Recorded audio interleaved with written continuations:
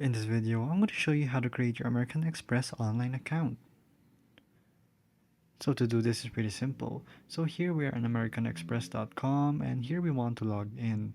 So when we do log in right here, we will be able to actually create our new account. So here, there's this section called create new online account.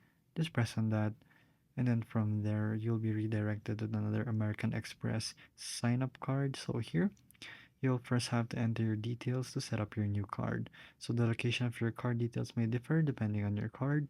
So if you have a 4-digit card, you enter here. And if you have a 15-digit card, you place it right here. So let's just place a random 15-digit code right here. And let's see if it works. So it will not work if it's not the official one. So you will have to place it right here. So once you set it up right here, you'll be able to set up and finish right away with your online account as long as you have a card.